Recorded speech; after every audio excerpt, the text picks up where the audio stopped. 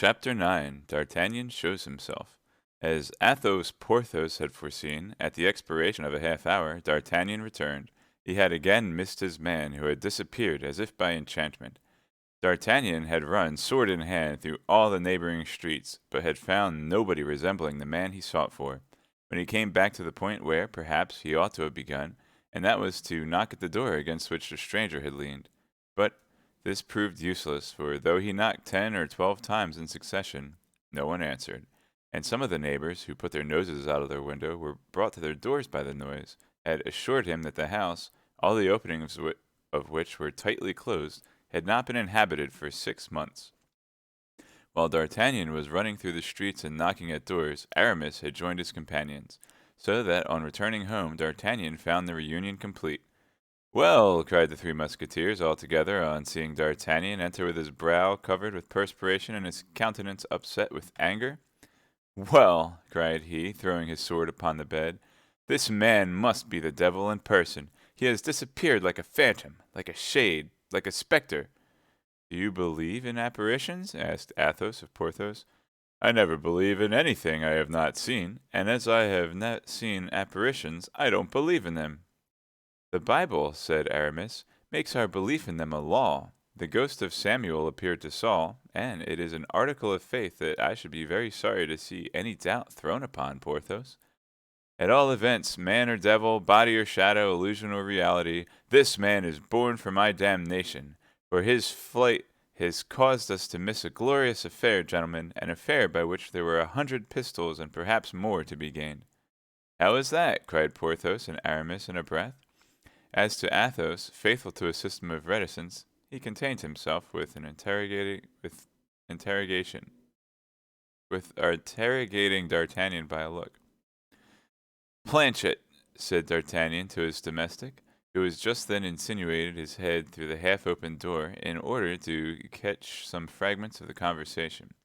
"Go down to my landlord, Monsieur Bonacieux, and ask him to send me half a dozen bottles of Beaugency wine. I prefer that." "Ah, you have a credit with your landlord, then?" asked Porthos. "Yes," replied D'Artagnan, "from this very day, and mind, if the wine is bad, we will send him to find better." "We must use and not abuse," said Aramis sententiously. "I always said that D'Artagnan had the longest head of the four," said Athos, who, having uttered his opinion, to which D'Artagnan replied with a bow, immediately resumed his accustomed silence. "But come, what is this about?" asked Porthos. "Yes," said Aramis, "impart it to us, my dear friend, unless the honor of any lady be hazarded by this confidence. In that case, you would do better to keep it to yourself." "Be satisfied," replied D'Artagnan. "The honor of no one will have cause to complain of what I have to tell." He then related to his friends, word for word, all that had passed between him and his host, and how the man who had abducted the wife of his worthy landlord was the same whom he had had the difference at the hostelry of the Jolly Miller. "Your affair is not bad," said Athos, after having tasted like a connoisseur and indicated by a nod of his head that he thought the wine good, "and one may draw 50 or 60 pistoles from this good man. Then there only remains to ascertain whether these 50 or 60 pistoles are worth the risk of 4 heads." "But observe," cried D'Artagnan, "that there is a woman in the affair, a woman carried off, a woman who is doubtless threatened, tortured perhaps, and all because she is faithful to her mistress." "Beware, D'Artagnan, beware," said Aramis. "You grow a little too warm, in my opinion, about the fate of Madame Bonacieux. Woman was created for our destruction, and it is from her we inherit all our miseries." At this speech of Aramis, the brow of Athos became clouded, and he bit his lips. "It is not Madame Bonacieux about whom I am anxious," cried D'Artagnan, "but the queen, whom the king abandons, whom the cardinal persecutes, and who sees the heads of all her friends fall one after the other. Why does she love what we hate most in the world, the Spaniards and the English?" "Spain is her country," replied D'Artagnan, "and it is very natural that she should love the Spanish, who are the children of the same soil as herself. As to the second reproach, I have heard it said that she does not love the English, but an Englishman. Well, and by my faith," said Athos, "it must be acknowledged that this Englishman is worthy of being loved.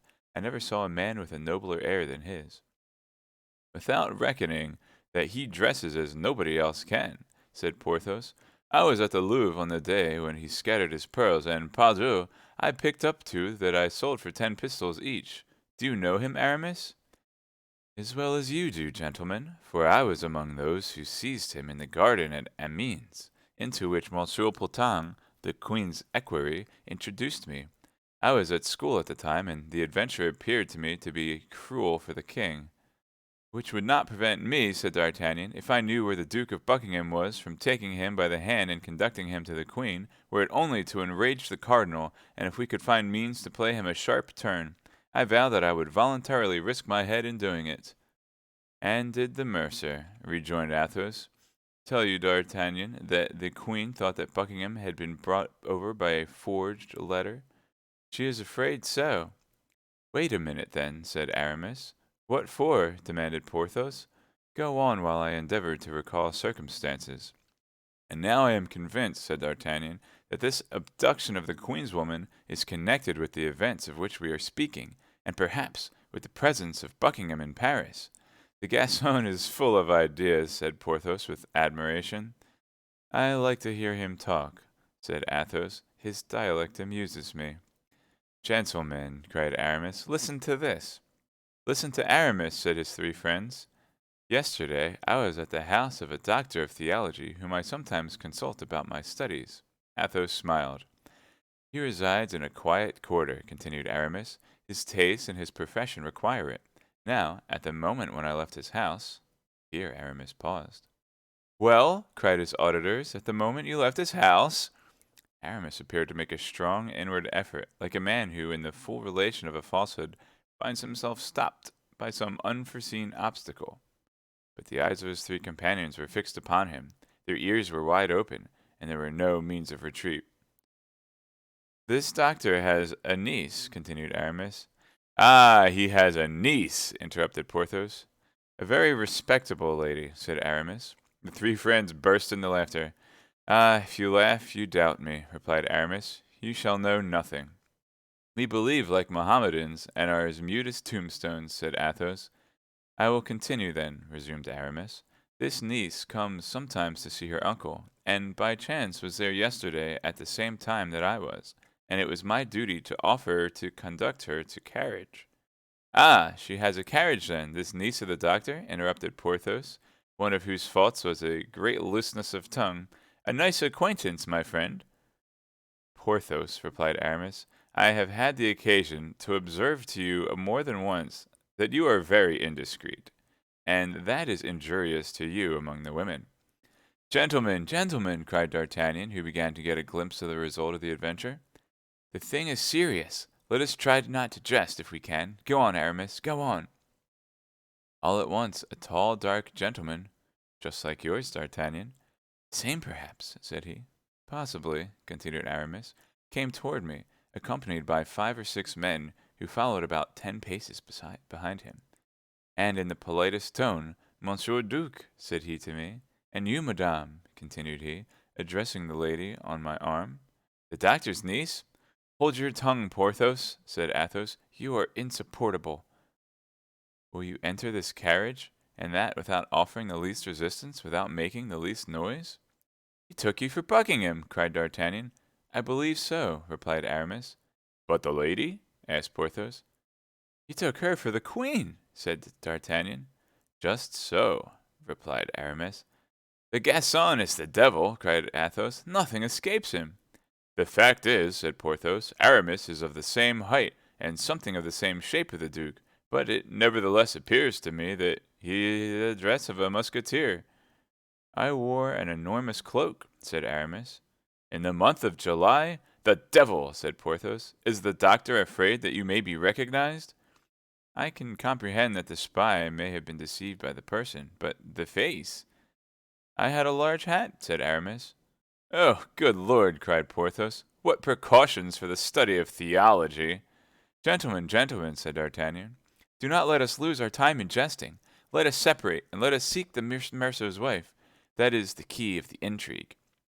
'A woman of such inferior condition, can you believe so?' said Porthos, protruding his lips with contempt. 'She is the goddaughter to Laporte, the confidential valet of the queen. Have I not told you so, gentlemen? Besides, it has perhaps been her Majesty's calculation to seek on this occasion for support so lowly. High heads expose themselves from afar, and the cardinal is long-sighted.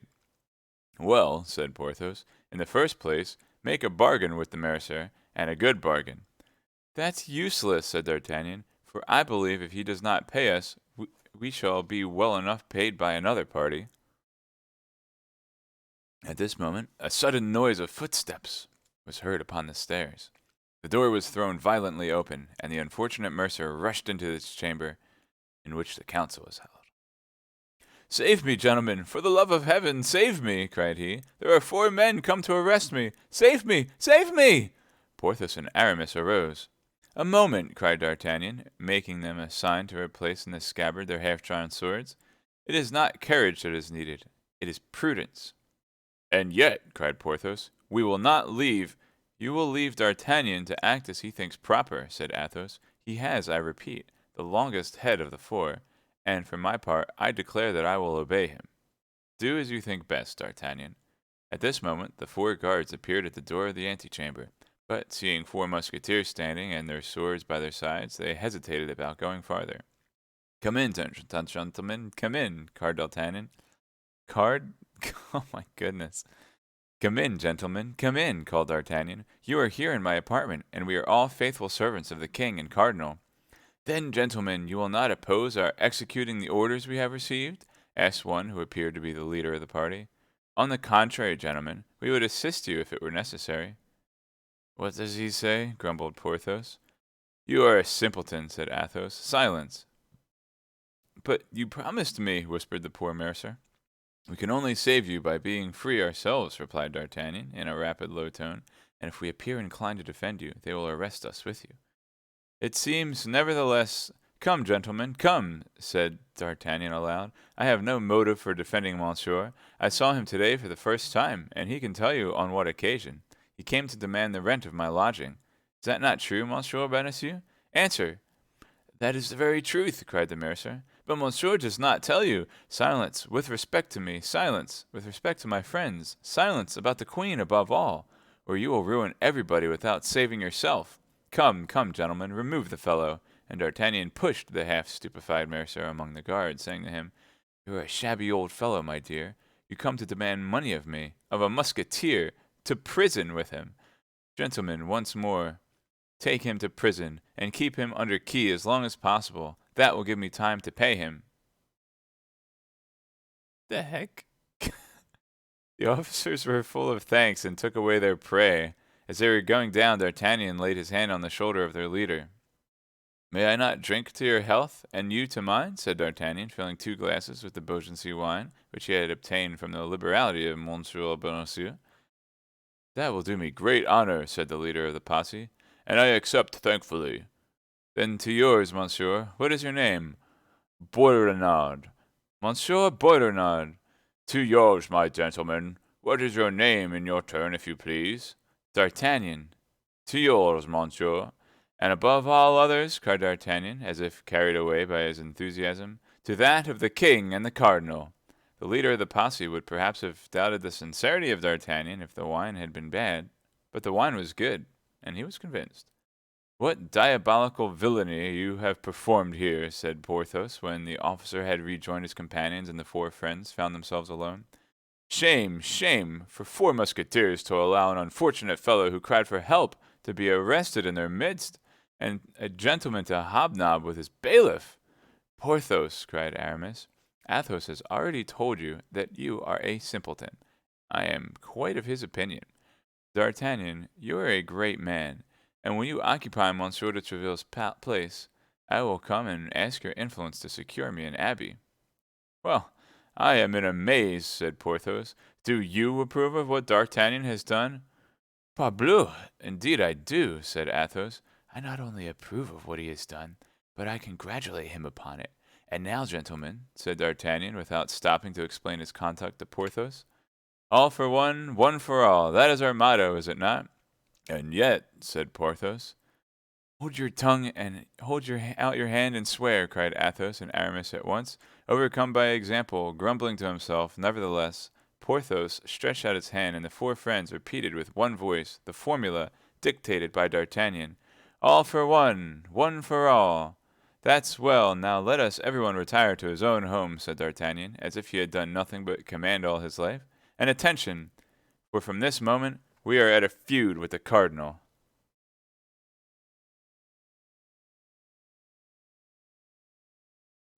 Chapter 10. A Mousetrap in the 17th Century. The invention of the mousetrap does not date from our days. As soon as societies in forming had invented any kind of police, that police invented mousetraps. As perhaps our readers are not familiar with the slang of Rue de Jerusalem, and as it is 15 years since we applied this word for the first time to this thing, allow us to explain to them what is a mousetrap. When in a house, of whatever kind it may be, an individual suspected of any crime is arrested, the arrest is held in secret. 4 or 5 men are placed in an ambuscade in the first room. The door is open to all who knock. It is closed after them, and they are arrested, so that at the end of 2 or 3 days they have in their power almost all the habitués of the establishment, and that is a mousetrap. The apartment of Monsieur Bonacieux then became a mousetrap, and whoever appeared there was taken and interrogated by the cardinal's people. It must be observed that as a separate passage led to the first floor, in which D'Artagnan lodged, those who called on him were exempted from this detention. Besides, nobody came thither but the 3 Musketeers. They had all been engaged in earnest search and inquiries, but had discovered nothing. Athos had even gone so far as to question Monsieur de Tréville, a thing which, considering the habitual reticence of the worthy Musketeer, had very much astonished the captain. But Monsieur de Tréville knew nothing, except that the last time he had seen the cardinal, the king, and the queen, the cardinal looked very thoughtful, the king uneasy, and the redness of the queen's eyes donated that she had been sleepless or tearful. But this last circumstance was not striking, as the queen, since her marriage, had slept badly and wept much. Monsieur de Tréville requested Athos, whatever might happen, to be observant of his duty to the king, but particularly to the queen, begging him to convey his desires to his comrades. As to D'Artagnan, he did not budge from his apartment. He converted his chamber into an observatory. From his windows he saw all the visitors who were caught. Then, having removed a plank from his floor, and nothing remaining but a simple ceiling between him and the room beneath, in which the interrogations were made, he heard all that passed between the inquisitors and the accused. The interrogatories, preceded by a minute search operated upon the persons arrested, were almost always framed thus: Has Madame Bonacieux sent anything to you for her husband or any other person? Has Monsieur Bonacieux sent anything to you for his wife or for any other person? Has either of them confided anything to you by word of mouth? If they knew anything, they would not question people in this manner, said D'Artagnan to himself. Now, what is it they want to know? Why, they want to know if the Duke of Buckingham is in Paris, and if he has had, or is likely to have, an interview with the Queen. D'Artagnan held on to this idea, which, from what he had heard, was not wanting in probability. In the meantime, the mousetrap continued in operation, and likewise D'Artagnan's vigilance. On the evening of the day after the arrest of poor Bonacieux, as Athos had just left D'Artagnan to report to Monsieur de Tréville's, as 9 o'clock had just struck, and as Planchet, who had not yet made the bed, was beginning his task, a knocking was heard at the street door. The door was instantly opened and shut. Someone was taken in the mousetrap. D'Artagnan flew to his hole, laid himself down on the floor at full length, and listened. Cries were soon heard, and then moans, which someone appeared to be endeavoring to stifle. There were no questions. "The devil!" said D'Artagnan to himself. "It seems like a woman. They search her, she resists, they use force. The scoundrels!" In spite of his prudence, D'Artagnan restrained himself with great difficulty from taking part in the scene that was going on below. "But I tell you that I am the mistress of the house, gentlemen. I tell you I am Madame Bonacieux. I tell you I belong to the Queen," cried the unfortunate woman. "Madame Bonacieux," murmured D'Artagnan. "Can I be so lucky as to find what everybody is seeking for?" The voice became more and more indistinct. A tumultuous movement shook the partition. The victim resisted as much as a woman could resist 4 men. "Pardon, gentlemen, murmured the voice, which could now only be heard in inarticulate sounds. "They are binding her. They're going to drag her away, cried D'Artagnan to himself, springing up from the floor. My sword! Good! It is by my side. Planchet! Monsieur! Run and seek Athos, Porthos, and Aramis. One of the three will certainly be at home, perhaps all three. Tell them to take arms, to come here, and to run. Ah, I remember, Athos is at Monsieur de Tréville's. But where are you going, monsieur? Where are you going? I am going down by the window in order to be there the sooner, cried D'Artagnan. You put back the boards, sweep the floor, and go out at the door, and run as I told you. Oh, monsieur, you will kill yourself, cried Planchet. Hold your tongue, you stupid fellow, said D'Artagnan, and laying hold of the casement, he let himself gently down from the first story, which fortunately was not very elevated, without doing himself the slightest injury. He then went straight to the door and knocked, murmuring, I will go myself and be caught in the mousetrap, but woe be to the cats that shall pounce upon such a mouse. The knocker had scarcely sounded under the hand of the young man before the tumult ceased. Steps approached, the door was opened, and D'Artagnan, sword in hand, rushed into the rooms of Monsieur Bonacieux, the door of which, doubtless acted upon by a spring, closed after him. Then those who dwelt in Bonacieux's unfortunate house, together with the nearest neighbors, heard loud cries, stamping of feet, clashing of swords, and breaking of furniture. A moment after, those who, surprised by this tumult, had gone to their windows to learn the cause of it, saw the door open, and four men, clothed in black, not come out of it, but fly, like so many frightened crows, leaving on the ground and on the corners of the furniture feathers from their wings, that is to say, patches of their clothes and fragments of their cloaks. D'Artagnan was conqueror, without much effort, it must be confessed, for only one of the officers was armed, and even he defended himself for form's sake. It is true that the three others had endeavored to knock the young man down with chairs, stools, and crockery, but 2 or 3 scratches made by the Gascon's blade terrified them. 10 minutes sufficed for their defeat, and D'Artagnan remained master of the field of battle. The neighbors, who had opened their windows with the coolness peculiar to the inhabitants of Paris in these times of perpetual riots and disturbances, closed them again as soon as they saw the 4 men in black flee, their instinct telling them that for the time all was over. Besides, it began to grow late, and then, as today, people went to bed early in the quarter of the Luxembourg. On being left alone with Madame Bonacieux, D'Artagnan turned toward her. The poor woman reclined where she had been left, half fainting upon an armchair. D'Artagnan examined her with a rapid glance. She was a charming woman of 25 or 26 years, with dark hair, blue eyes, and a nose slightly turned up, admirable teeth, and a complexion marbled with rose and opal.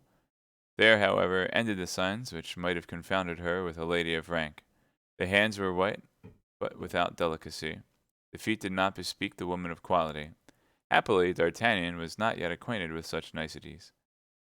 While D'Artagnan was examining Madame Bonacieux, and was, as we have said, close to her, he saw on the ground a fine cambric handkerchief, which he picked up, as was his habit, and at the corner of which he recognized the same cipher he had seen on the handkerchief, which had nearly caused him and Aramis to cut each other's throat. From that time D'Artagnan had been cautious with respect to handkerchiefs with arms on them, and he therefore placed in the pocket of Madame Bonacieux the one he had just picked up. At that moment Madame Bonacieux recovered her senses.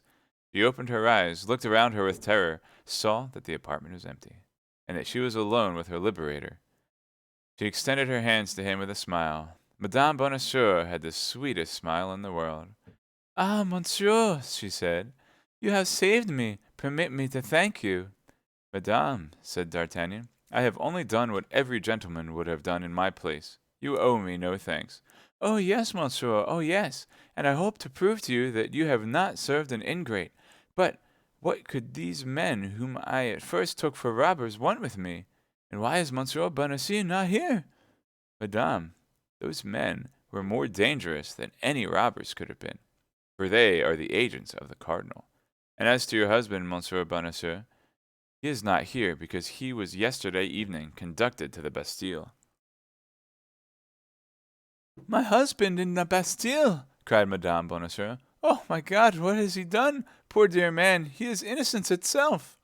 And something like a faint smile lighted on the still terrified features of the young woman. What has he done, madame? Said D'Artagnan. I believe that his only crime is to have at the same time the good fortune and the misfortune to be your husband. But, monsieur, you know, then— I know that you have been abducted, madame. And by whom? Do you know him? Oh, if you know him, tell me. By a man of from 40 to 45 years, with black hair, a dark complexion, and a scar on his left temple. That is he! That is he! But his name? Ah, his name? I do not know that. And did my husband know I had been carried off? He was informed of it by a letter written to him by the abductor himself. And does he suspect, said Madame Bonacieux with some embarrassment, the cause of this event? He attributed it, I believe, to a political cause. I doubted from the first, and now I think entirely as he does. Then, my dear Monsieur Bonacieux has not suspected me a single instant? So far from it, madame. He was too proud of your prudence, and above all, of your love. A second smile, almost imperceptible, stole over the rosy lips of the pretty young woman. But, continued D'Artagnan, how did you escape?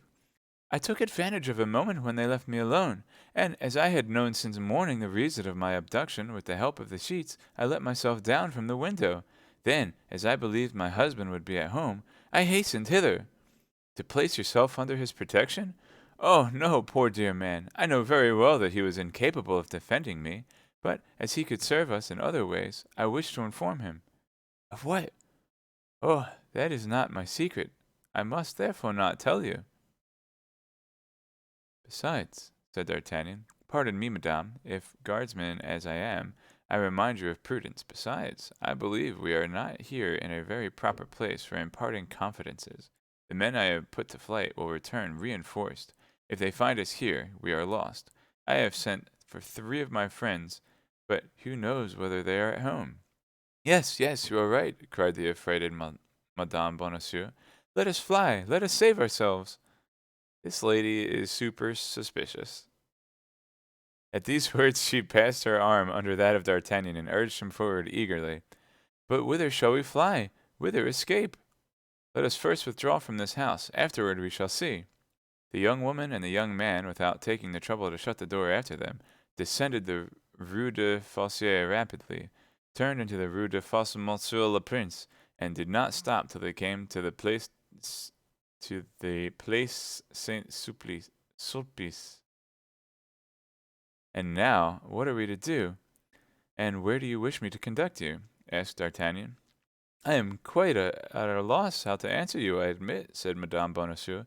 My intention was to inform Monsieur Laporte, through my husband, in order that Monsieur Laporte might tell us precisely what had taken place at the Louvre in the last 3 days, and whether there is any danger in presenting myself there.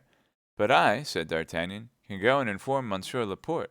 No doubt you could, only there is one misfortune, and that is that Monsieur Bonacieux is known at the Louvre, and would be allowed to pass, whereas you are not known there, and the gate would be closed against you.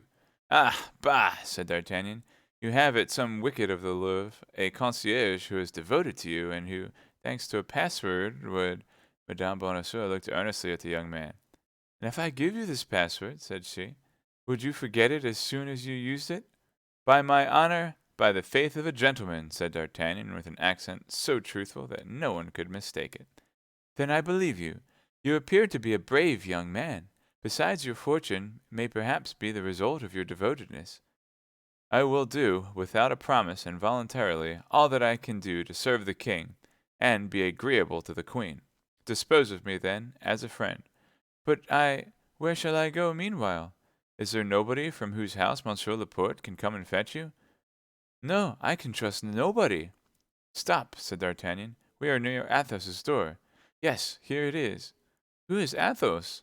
One of my friends. But if he should be at home and see me— He is not at home, and I will carry away the key after having placed you in his apartment. But if he should return? Oh, he won't return, and if he should, he will be told that I have brought a woman with me, and that woman is in his apartment. But that will compromise me sadly, you know. Of what consequence? Nobody knows you. Besides, we are in a situation to overlook ceremony. Come, then, let us go to your friend's house. Where does he live? Rue Ferou, 2 steps from here. Let us go! Both resumed their way, as D'Artagnan had foreseen, Athos was not within. He took the key, which was customarily given him as one of the family, ascended the stairs, and introduced Madame Bonacieux into the little apartment of which we have given a description. "You are at home," said he. "Remain here, fasten the door inside, and open it to nobody unless you hear 3 taps like this. Tap thrice, 2 taps close together and pretty hard, the other after an interval, and later." That is a secret knock. But don't they have a key? Like, why do they need a secret knock if they have a key? "That is well," said Madame Bonacieux. "Now, in my turn, let me give you my instructions. I am all attention. Present yourself at the wicket of the Louvre on the side of the Rue de la Scie, and ask for a Germain. Well, and then? You will ask you what you want, and you will answer by these 2 words, Tours and Brussels. He will at once put himself at your orders." "And what shall I command him?" "To go and fetch Monsieur Laporte, the Queen's valet de chambre, and when he shall have informed him, and Monsieur Laporte is come, you will send him to me." "That is well, but where and how shall I see you again?" "Do you wish to see me again?" "Certainly." "Well, let that care be mine, and be at ease. I depend upon your word." "You may." D'Artagnan bowed to Madame Bonacieux, darting at her, in the most loving glance that he could possibly concentrate upon her charming little person, and while he descended the stairs, he heard the door closed and double locked. In 2 bounds he was at the Louvre. As he entered the wicket of l'Echelle, 10 o'clock struck. All the events we have described had taken place within a half hour. Everything fell out as Madame Bonacieux prophesied. On hearing the password, Germain bowed. In a few minutes, Laporte was at the lodge. In 2 words, D'Artagnan informed him where Madame Bonacieux was. Laporte assured himself by having it twice repeated of the accurate address, and set off at a run. Hardly, however, he had taken 10 steps before he returned. I guess they do need a secret knock, because she double locked the door, so it's probably like a deadbolt, as well as the key lock. Okay. I get it. "Young man," said he to D'Artagnan, "a suggestion." "What?" "You may get into trouble by what has taken place." "You believe so?" "Yes." "Have you any friend whose clock is too slow?" "Well, go and call upon him, in order that he may give evidence of your having been with him at 9:30. In a court of justice, that is called an alibi." D'Artagnan found his advice prudent. He took to his heels, and was soon at Monsieur de Treville's, but instead of going into the saloon with the rest of the crowd, he asked to be introduced to Monsieur de Treville's office. As D'Artagnan so constantly frequented the hotel, no difficulty was made in complying with his request, and a servant went to inform Monsieur de Treville that his young compatriot, having something important to communicate, solicited a private audience. 5 minutes after, Monsieur de Treville was asking D'Artagnan what he could do to serve him, and what caused his visit at so late an hour. "Pardon me, monsieur," said D'Artagnan, who had profited by the moment he had been left alone to put back Monsieur de Treville's clock 3/4 of an hour, "but I thought as it was yet only 25 minutes past 9, it was not too late to wait upon you." "25 minutes past 9!" cried Monsieur de Treville, looking at the clock. "Why, that's impossible." "Look." "Rather, monsieur," said D'Artagnan, "the clock shows it." "That's true," said Monsieur de Treville. "I believed it later. But what can I do for you?" Then D'Artagnan told Monsieur de Treville a long history about the queen. He expressed to him the fears he entertained with respect to her majesty. He related to him what he had heard of the projects of the cardinal with regard to Buckingham, and all with a tranquillity and candor of which Monsieur de Treville was the more the dupe, from having himself, as we have said, observed something fresh between the cardinal, the king, and the queen. As 10 o'clock was striking, D'Artagnan left Monsieur de Treville, who thanked him for his information, recommended him to have the service of the king and queen always at heart, and returned to the saloon. But at the foot of the stairs, D'Artagnan remembered he had forgotten his cane.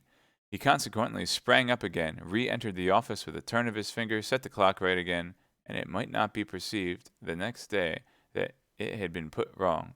And, certain from the time he had a witness to prove his alibi, he ran downstairs, and soon found himself in the street. This is art. Oh, wait. Maybe I should stream under music and performing art. That probably makes more sense. Let me actually change that. Pause.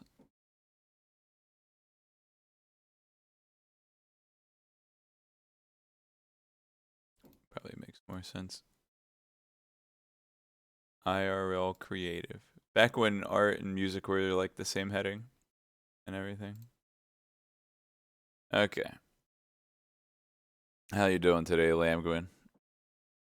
All right. Chapter 11, in which the plot thickens.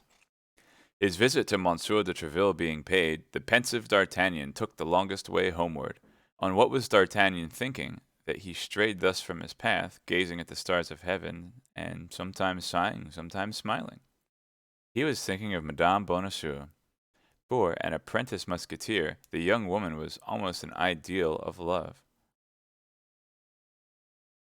First literary use of in which the plot thickens. That's a that's a good question.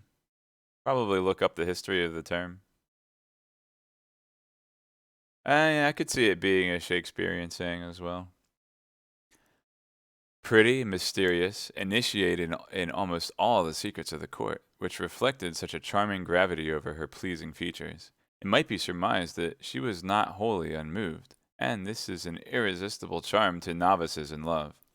Moreover, D'Artagnan had delivered her from the hands of the demons who wished to search and ill treat her, and this important service had established between them one of those sentiments of gratitude which so easily assume a more tender character. D'Artagnan already fancied himself, so rapid is the flight of our dreams upon the wings of imagination, accosted by a messenger from the young woman, who brought him some billet appointing a meeting, a gold chain or a diamond. We have observed that young cavaliers received presents from their king without shame.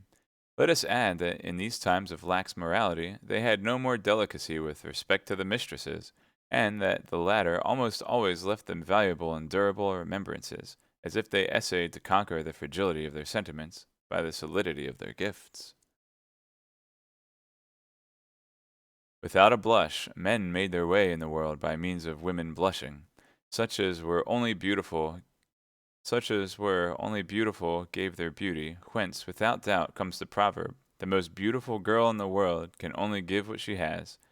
Such as were rich gave in addition a part of their money, and a vast number of heroes of that gallant period may be cited who would neither have won their spurs in the first place, nor their battles afterward, without the purse, more or less furnished, which their mistress fastened to the saddle bow.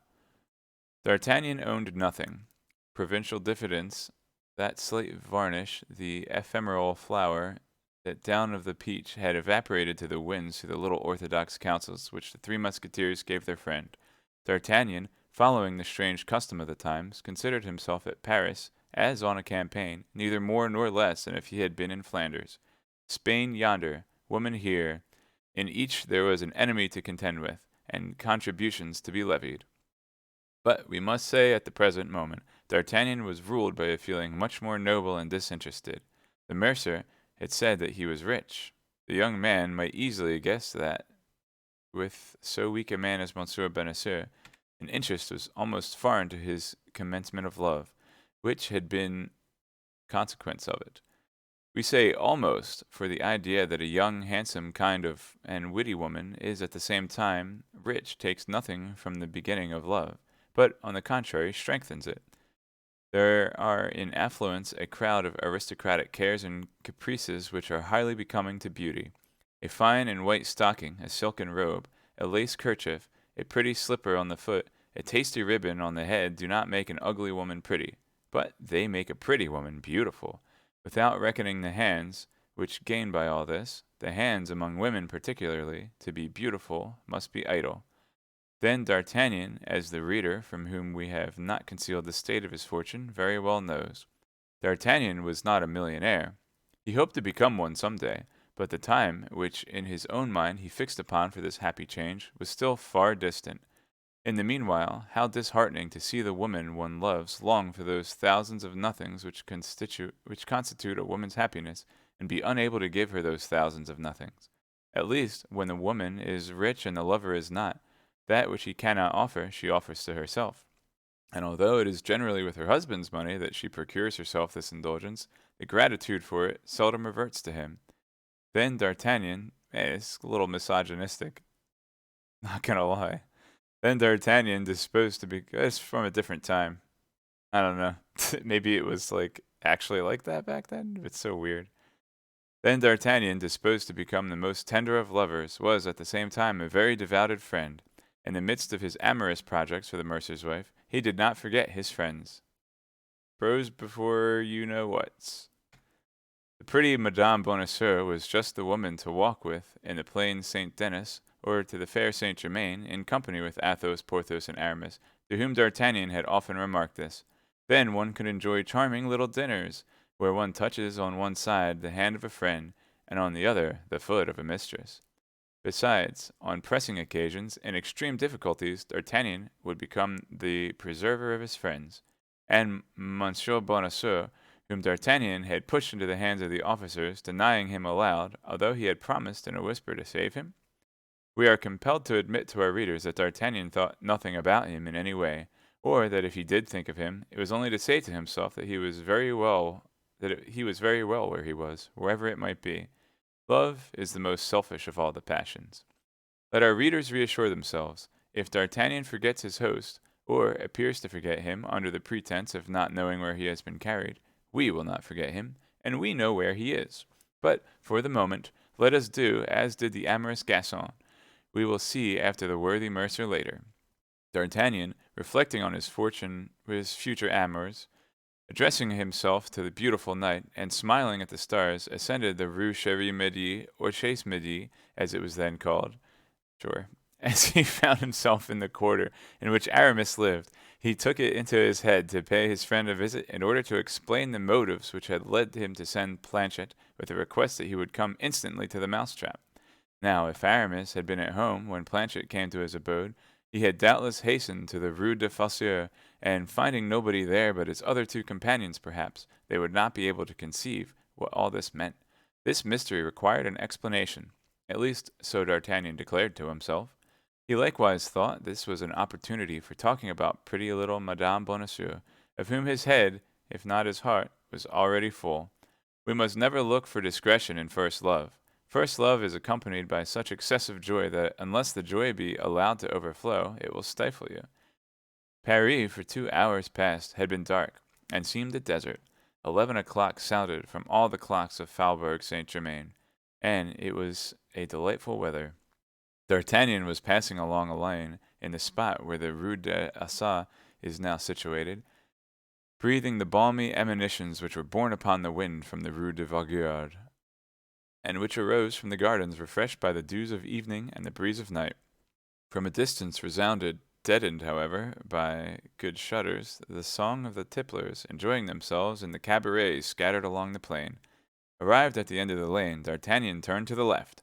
The house in which Aramis dwelt was situated between the Rue de Cassette and Rue Servandoni. D'Artagnan had just passed the Rue Cassette, and already perceived the door of his friend's house shaded by a mass of sycamores and clematis, which formed I guess that's a different tree. Never heard of that kind of tree. Which formed a vast, but I'm not an arborist. Arboreologist? Arborologist? Arborologist. Perceived something like a shadow issuing from the Rue Servandoni. This something was enveloped in a cloak, and D'Artagnan at first believed it was a man. But by the smallness of the form, the hesitation of the walk, and the indecision of the step, he soon discovered that it was a woman. Further, this woman, as if not certain of the house she was seeking, lifted up her eyes to look around her, stopped, went backward, and then returned again. D'Artagnan was perplexed. Shall I go and offer her my services? Thought he. By her step she must be young. Perhaps she is pretty. Oh, yes, but a woman who wanders in the streets at this hour only ventures out to meet her lover. If I should disturb a rendezvous, that would not be the best means of commencing an acquaintance. Meantime the young woman continued to advance, counting the houses and windows. This was neither long nor difficult. There were but 3 hotels in this part of the street, and only 2 windows looking toward the road, one of which was in a pavilion paralleled to that which Aramis occupied, the other belonging to Aramis himself. "Pardieu!" said D'Artagnan to himself, to whose mind the niece of the theologian reverted. "Pardieu! It would be droll if this belated dove should be in search of our friend's house. But, on my soul, it looks so. Ah, my dear Aramis, this time I shall find you out." And D'Artagnan, making himself as small as he could, concealed himself in the darkest side of the street, near a stone bench placed at the back of a niche. The young woman continued to advance, and in addition to the lightness of her step, which had betrayed her, she emitted a little cough, which denoted a sweet voice. D'Artagnan believed this cough to be a signal. Nevertheless, whether the cough had been answered by a similar signal which had fixed the irresolution of the nocturnal seeker, or whether without this aid she saw that she had arrived at the end of her journey, he resolutely drew near to Aramis's shutter, and tapped at 3 equal intervals with her bent finger. "It is all very fine, my dear Aramis," murmured D'Artagnan. "Ah, monsieur hypocrite, I understand how you study theology." The 3 blows were scarcely struck, when the inside blind was open and a light appeared through the panes of the outside shutter.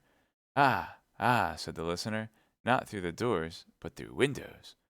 Ah, this visit was expected. We shall see the windows open, and the lady enter by escalade. Very pretty." But to the great astonishment of D'Artagnan, the shutter remained closed. Still more, the light which had shone for an instant disappeared, and all was again in obscurity. D'Artagnan thought this could not last long, and continued to look all his eyes and listen with all his ears. He was right. At the end of some seconds, 2 sharp taps were heard inside. The young woman in the street replied by a single tap, and the shutter was opened a little way. It may be judged whether D'Artagnan looked or listened with avidity. Unfortunately, the light had been removed into another chamber, but the eyes of the young man were accustomed to the night. Besides, the eyes of the Gascons have, as it is asserted, like those of cats, the faculty of seeing in the dark. D'Artagnan then saw that the young woman took from her pocket a white object, which she unfolded quickly, and which took the form of a handkerchief. She made her interlocutor observe the corner of this unfolded object. This immediately recalled to D'Artagnan's mind the handkerchief which he had found at the feet of Madame Bonacieux, which had reminded him of that which he had dragged from under the feet of Aramis. What the devil could that handkerchief signify? Placed where he was, D'Artagnan could not perceive the face of Aramis. We say Aramis because the young man entertained no doubt that it was his friend who held this dialogue from the interior with the lady of the exterior. Curiosity prevailed over prudence, and profiting by the preoccupation into which the sight of the handkerchief appeared to have plunged the 2 personages now on the scene, he stole from his hiding place, and quick as lightning, but stepping with utmost caution, he ran and placed himself close to the angle of the wall from which his eye could pierce the interior of Aramis's room. Upon gaining his advantage, D'Artagnan was near uttering a cry of surprise. It was not Aramis who was conversing with the nocturnal visitor. It was a woman. D'Artagnan, however, could only see enough to recognize the form of her vestments, not enough to distinguish her features. At the same instant, the woman inside drew a second handkerchief from her pocket, and exchanged it for that which had just been shown to her. Then some words were spoken by the 2 women. At length the shutter closed. The woman who was outside the window turned round, and passed within 4 steps of D'Artagnan, pulling down the hood of her mantle. But the precaution was too late. D'Artagnan had already recognized Madame Bonacieux. Madame Bonacieux! The suspicion that it was she had crossed the mind of D'Artagnan when she drew the handkerchief from her pocket. But what probability was there that Madame Bonacieux, who had sent for Monsieur Laporte in order to be reconducted to the Louvre, should be running about the streets of Paris at 11:30 at night, at the risk of being abducted a second time? This must be, then, an affair of importance. And what is the most important affair to a woman of 25? Love. But it was on her own account, was it on her own account, or on account of another, that she exposed herself to such hazards? This was a question the young man asked himself, whom the demon of jealousy already gnawed, being in heart neither more nor less than an accepted lover. There was a very simple means of satisfying himself whether Madame Bonacieux was going. That was to follow her. This method was so simple that D'Artagnan employed it quite naturally and instinctively. But At the sight of the young man, who detached himself from the wall like a statue walking from its niche, and at the noise of the steps which she heard sound behind her, Madame Bonacieux uttered a little cry and fled. D'Artagnan ran after her. It was not difficult for him to overtake a woman embarrassed with her cloak. He came up with her before she had traversed a third of the street. The unfortunate woman was exhausted, not by fatigue, but by terror, and where D'Artagnan placed his hand upon her shoulder, she sank upon one knee, crying in a choking voice, "Kill me, if you please! You shall know nothing!" D'Artagnan raised her by passing his arm around her waist, but as he felt by her weight that she was on point of fainting, he made haste to reassure her by protestations and devotedness. These protestations were nothing for Madame Bonacieux, for such protestations may be made with the worst intentions in the world. But the voice was all. Madame Bonacieux thought she recognized the sound of that voice. She reopened her eyes, cast a quick glance upon the man who had terrified her, and once perceiving it was D'Artagnan, she uttered a cry of joy. "Oh, it is you! It is you! Thank God! Thank God!" "Yes, it is I," cried D'Artagnan. "It is I whom God has sent to watch over you. Was it with that intention you followed me? Was it with asked the young woman with a coquettish smile, whose somewhat bantering character resumed its influence, and with whom all fear had disappeared from the moment in which she had recognized a friend in one she had taken for an enemy. "No," said D'Artagnan. "No, I confess it. It was chance that threw me in your way. I saw a woman knocking at the window of one of my friends." "One of your friends?" interrupted Madame Bonacieux. "Without doubt, Aramis is one of my best friends." "Aramis? Who is he?" "Come, come, you won't tell me you don't know Aramis? This is the first time I ever heard his name pronounced." "It's the first time, then, that you ever went to that house?" "Undoubtedly." "And you did not know that it was inhabited by a young man?" "No." "By a Musketeer?" "No, indeed." "It was not he, then, you came to seek?" "Not in the least in the world. Besides, you must have seen that the person to whom I spoke was a woman." "That is true, but this woman is a friend of Aramis." "I know nothing of that. Since she lodges with him, that does not concern me." "But who is she?" "Oh, that is not my secret."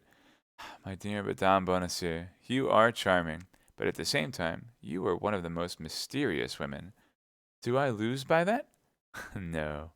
You are, on the contrary, adorable." "Give me your arm, then." "Most willingly. And now? Now escort me." "Where?" "Where I am going." "But where are you going?" "You will see, because you will leave me at the door." "Shall I wait for you?" "That will be useless." "You will return alone, then?" "Perhaps yes, perhaps no." "But will the person who shall accompany you afterward be a man or a woman?" "I don't know yet." "But I will know it." "How so?"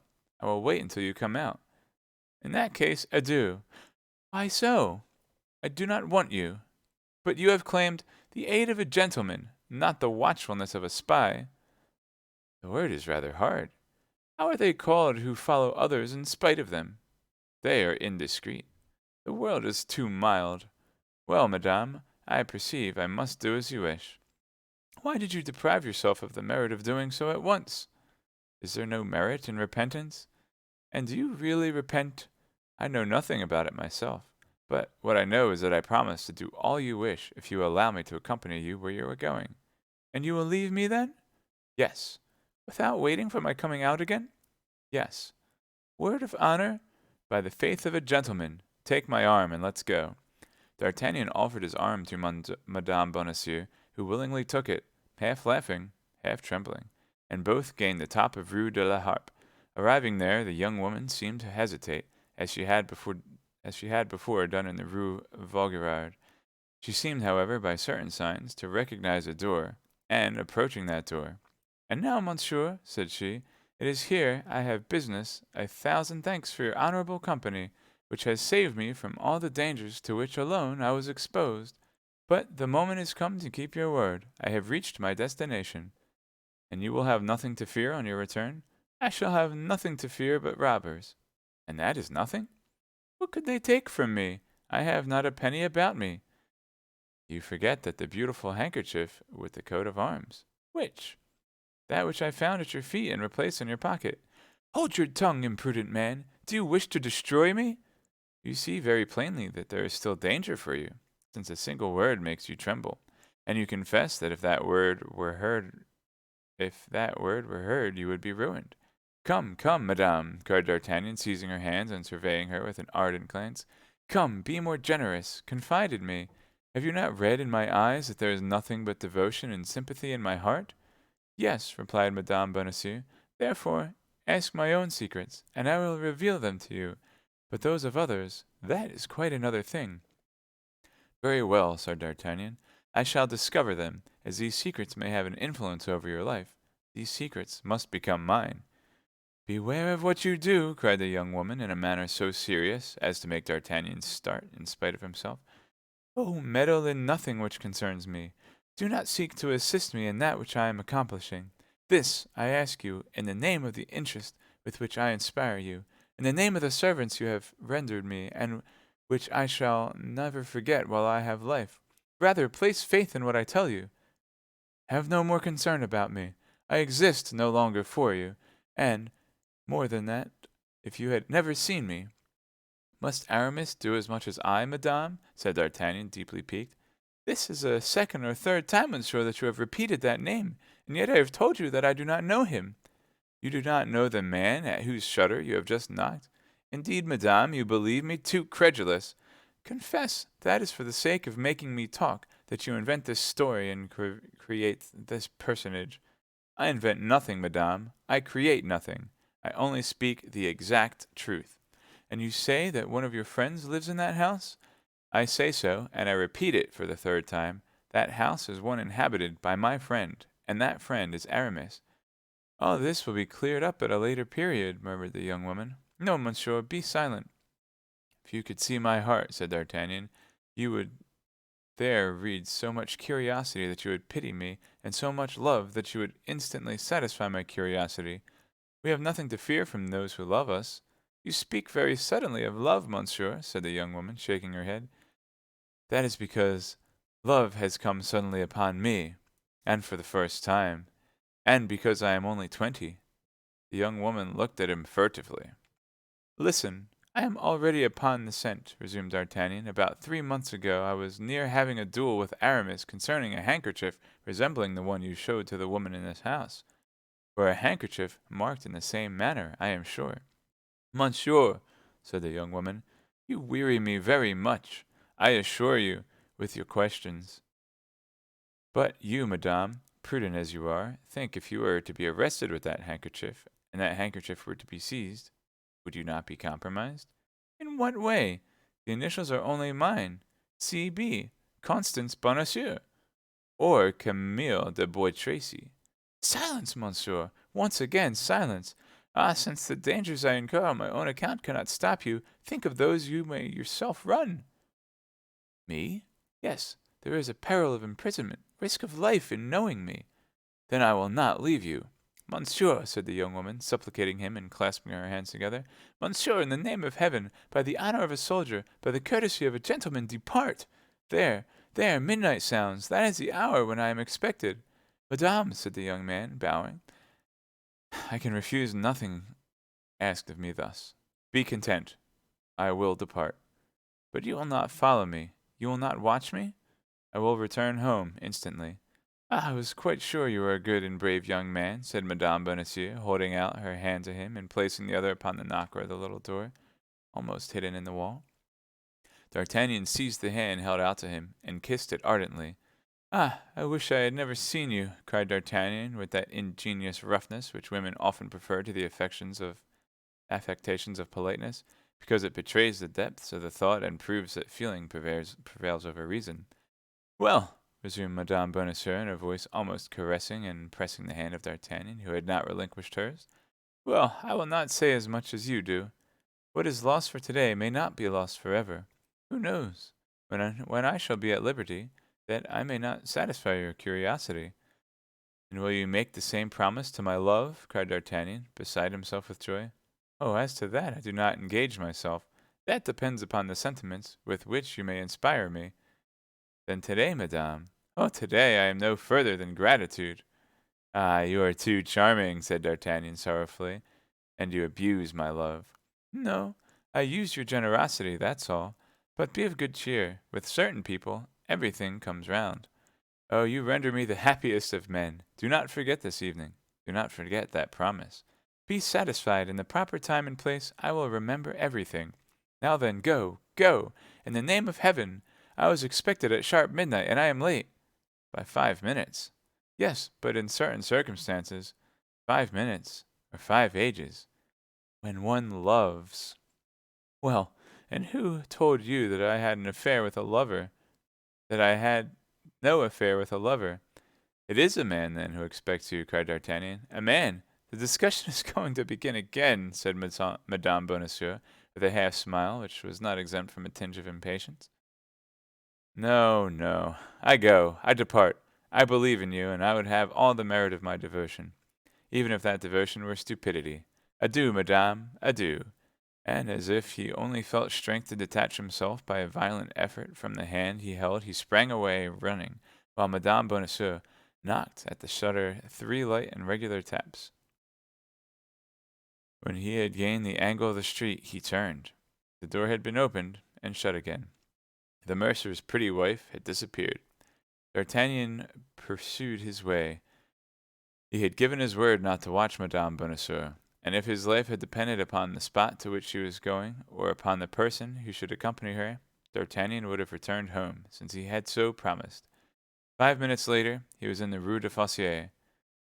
Poor Athos, said he, he will never guess what all this means. He will have fallen asleep waiting for me, or else he will have returned home. Whether he will have learned that a woman had been there, a woman with Athos.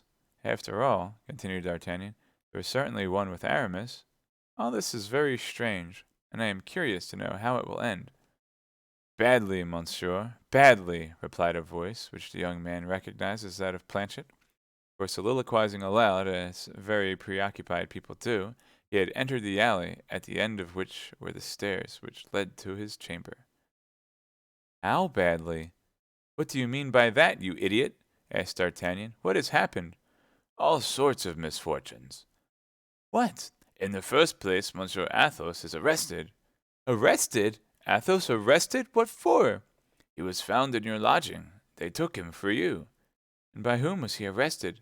By guards, brought by the men in black whom you put to flight. Why did he not tell them his name? Why did he not tell them he knew nothing about this affair? He took care not to do so, monsieur. On the contrary, he came up to me and said, "It is your master that needs his liberty at this moment, and not I, since he knows everything and I know nothing. They will believe he is arrested, and that will give him time. In 3 days I will tell them who I am, and they cannot fail to let me go." Bravo, Athos! Noble heart, murmured D'Artagnan.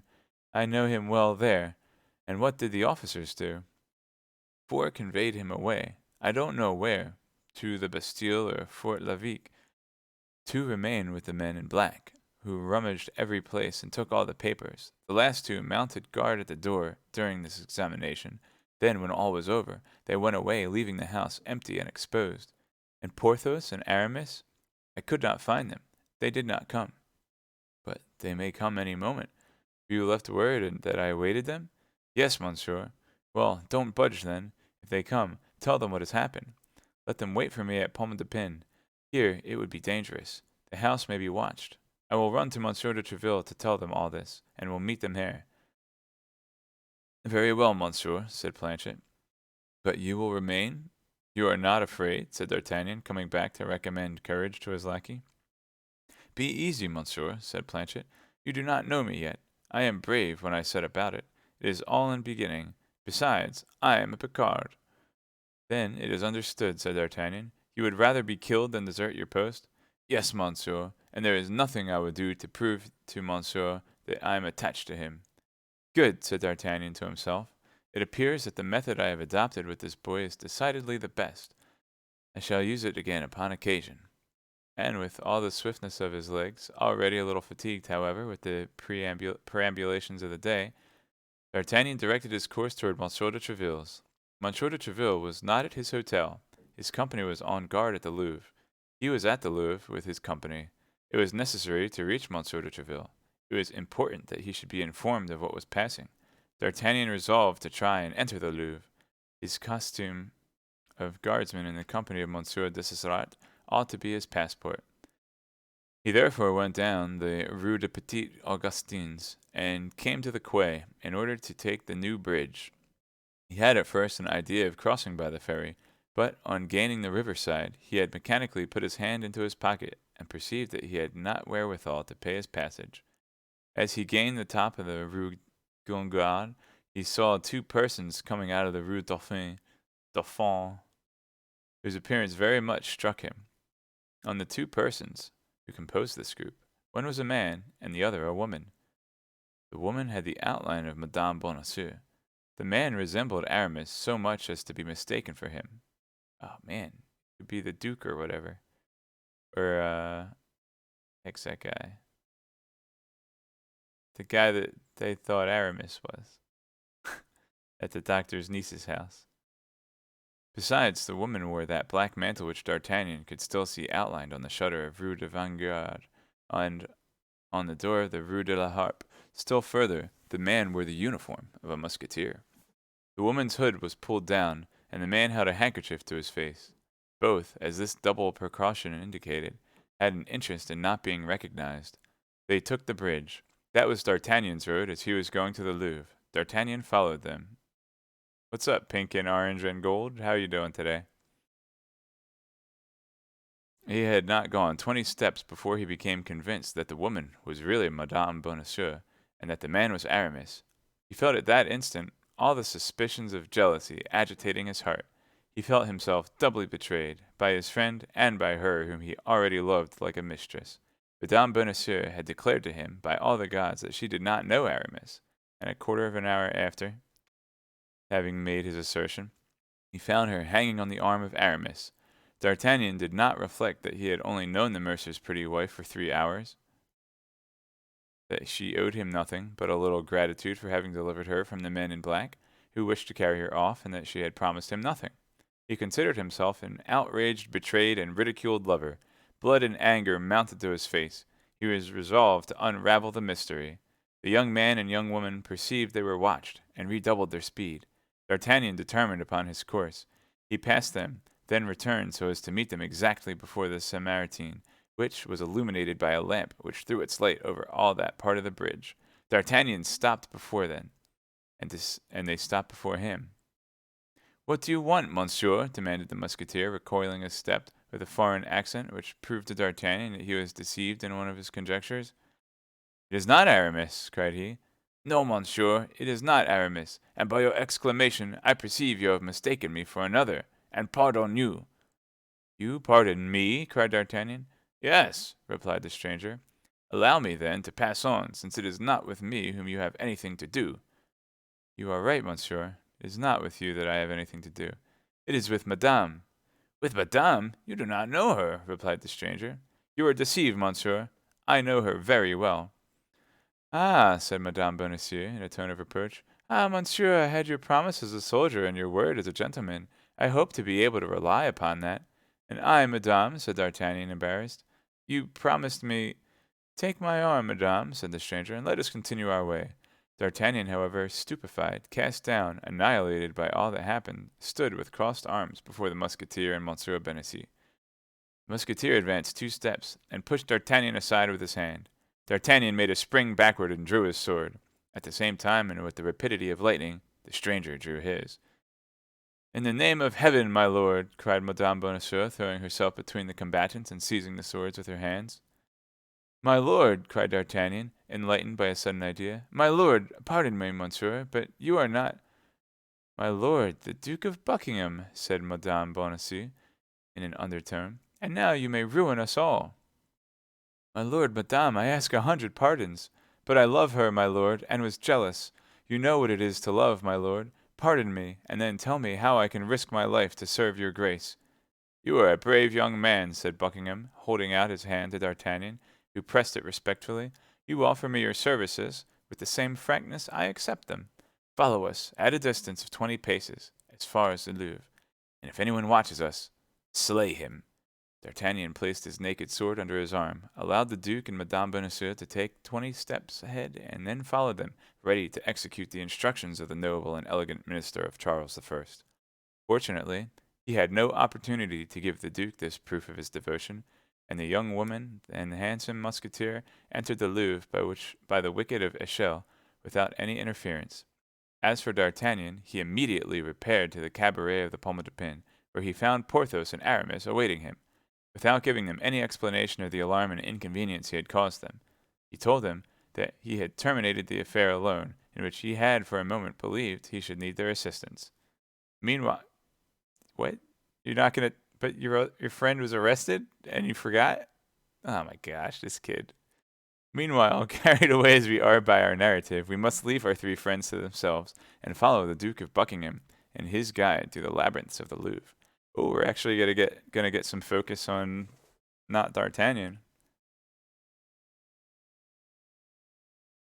Thanks for the good luck, Lamgren. What page am I on? I'm on page 163. I'm on chapter 12. I'm on page 163 of 822. 800 grown-up pages. It is rather hard to read this book, because I haven't read that many older books. But I think it'll make me better at reading, both, to myself and narrating. So that's good. It's challenging, but I think I'm getting good experience with it. So I apologize when I stutter and stumble over stuff and the punctuation's not exactly where I would put it. And it's actually, I'm not complaining about the punctuation actually. It's there's just a lot of big words that I'm not used to saying out loud, and a lot of French words that I have no idea how to pronounce. But I'm doing my best. Okay, chapter 12. George Villiers, Duke of Buckingham. Madame Bonacieux and the Duke entered the Louvre without difficulty. Madame Bonacieux was known to belong to the Queen. The Duke wore the uniform of the Musketeers of Monsieur de Treville, who was, as we have said, were at that evening on guard. Besides, Germain was in the interests of the Queen, and if anything should happen, Madame Bonacieux would be accused of having introduced her lover into the Louvre. That was all. She took the risk upon herself. Her reputation would be lost, it is true, but of what value in the world was the reputation of the little wife of a mercer? Once within the interior of the court, the Duke and the young woman followed the wall for the space of about 25 steps. This space past Madame Bonacieux pushed a little servant's door, open by day but generally closed at night. The door yielded. Both entered, and found themselves in darkness. But Madame Bonacieux was quite acquainted with all the turnings and windings of this part of the Louvre, appropriated for the people of the household.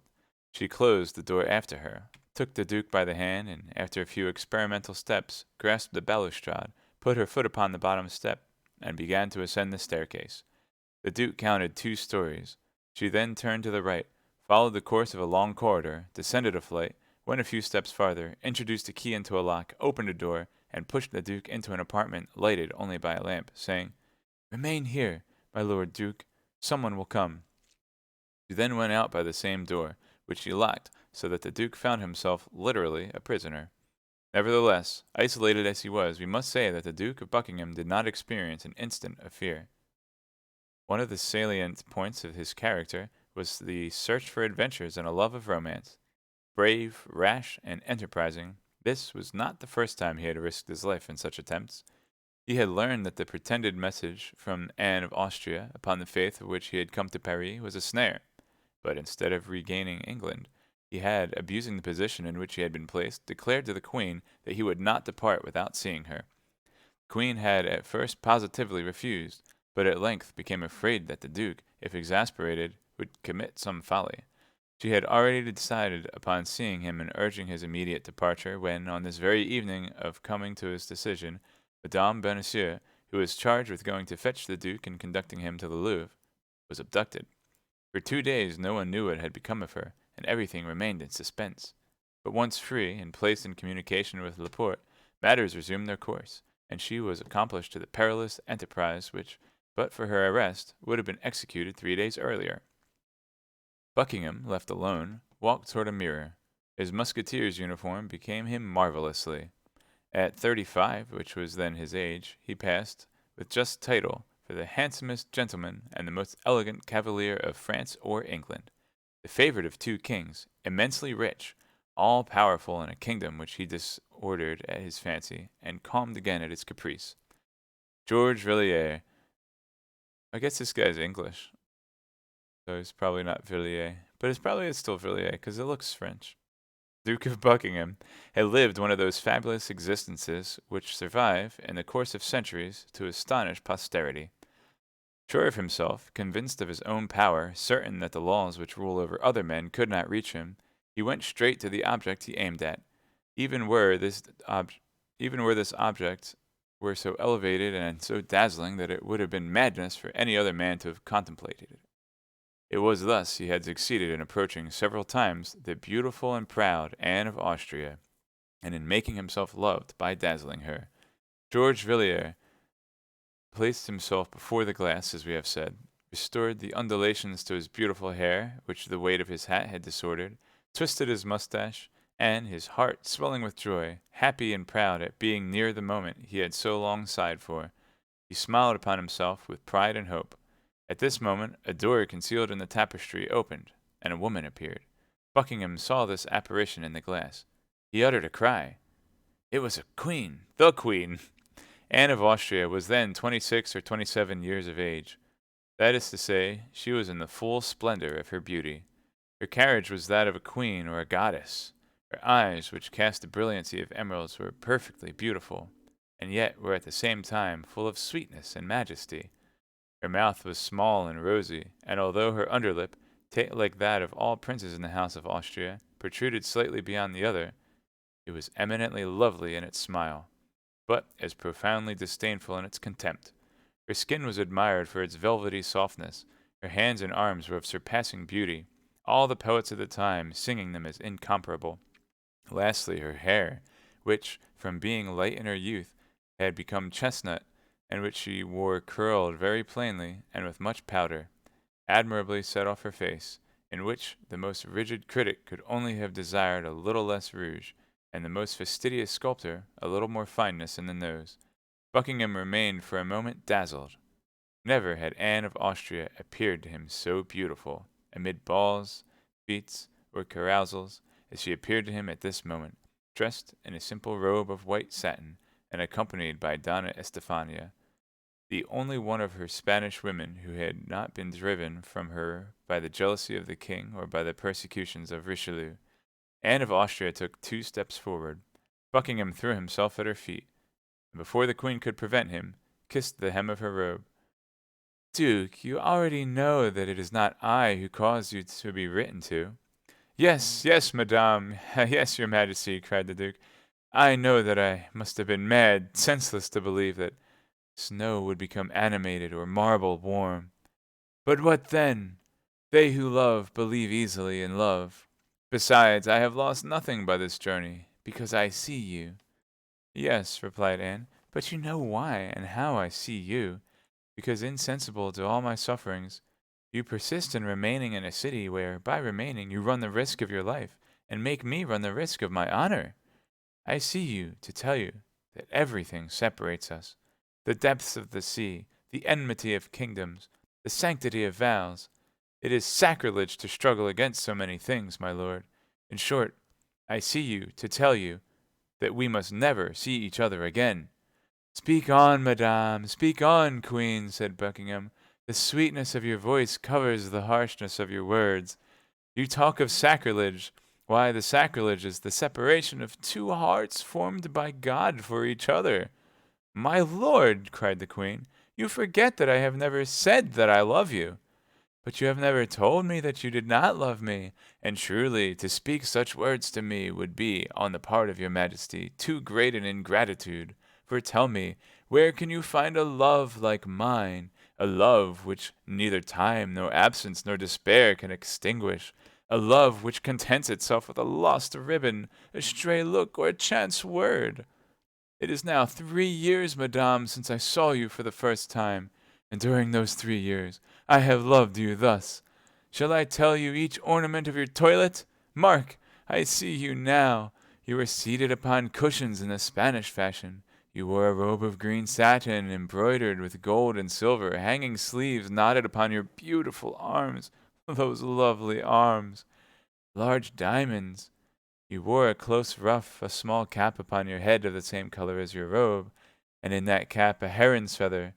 Hold, hold! I shut my eyes, and I can see you, as you then were. I open them again, and I see what you are now, 100 times more beautiful. "Oh, what folly," murmured Anne of Austria, who had not the courage to find fault with the Duke for having so well preserved her portrait in his heart. "What folly to feed a useless passion with such remembrances! And upon what then must I live? I have nothing but memory. It is my happiness, my treasure, my hope. Every time I see you is a fresh diamond which I enclose in the casket of my heart. This is the fourth which you have let fall, and I have picked up. For in 3 years, madame, I have only seen you 4 times. The first which I have described to you, the second at the mansion of Madame de Chevreuse, and the third in the gardens of Amiens." "Duke," said the queen, blushing, "never speak of that evening." "Oh, let us speak of it. On the contrary, let us speak of it. That is the most happy and brilliant evening of my life. You remember what a beautiful night it was? How soft and perfumed was the air, how lovely the blue heavens and star-enameled the sky. Ah, then, madame, I was able for one instant to be alone with you. Then you were about to tell me all, the isolation of your life, the griefs of your heart. You leaned upon my arm. Upon this, madame, I felt, in bending my head toward you, your beautiful hair touched my cheek, and every time that it touched me, I trembled from head to foot. Oh, queen, queen, you do not know what felicity from heaven, what joys from paradise are compromised in a moment like that. Take my wealth, my fortune, my glory, all the days I have to live. Such an instant for a night like that. For that night, madame, that night you loved me. I will swear it. My lord, yes.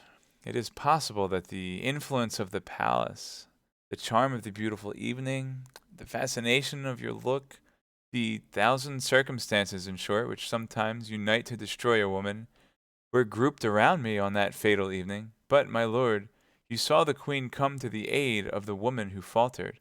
At the first word you dared to utter, at the first freedom to which I had to reply, I called for help. Yes, yes, that is true. Yeah, and had any other love but mine would have sunk beneath this ordeal. But my love came out from it more ardent and more eternal. You believed that you would fly from me by returning to Paris. You believed that I would not dare to quit the treasure over which my master had charged me to watch. What to me were all the treasures in the world, or all the kings of the earth? 8 days after, I was back again, madame. That time you had nothing to say to me. I had risked my life in favor to see you but for a second. I did not even touch your hand, and you pardoned me on seeing me so submissive and so repentant. Yes, but calumny seized upon all those follies in which I took no part, as you well know, my lord. The king, excited by the cardinal, made a terrible clamor. Madame de Verneuil was driven from me.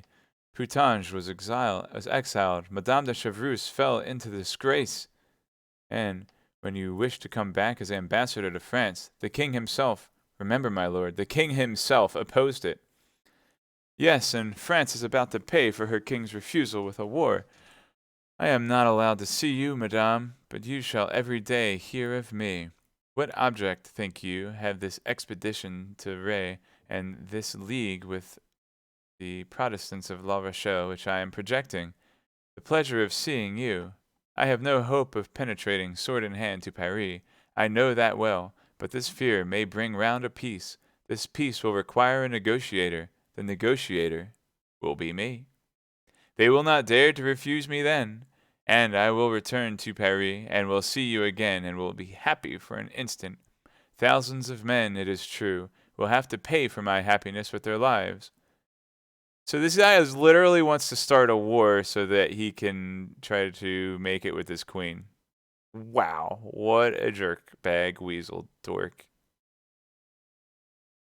Like, actually start a war. what is wrong with this guy? He's a jerkbag weasel dork. That's what's wrong with him. All this is perhaps folly, perhaps insanity. But tell me, what woman has a lover more truly in love? What queen a servant more ardent? My lord, you invoke in your defense things which accuse you more strongly. All these proofs of love which you would give me are almost crimes. Because you do not love me, madame. If you loved me, you would view all this otherwise.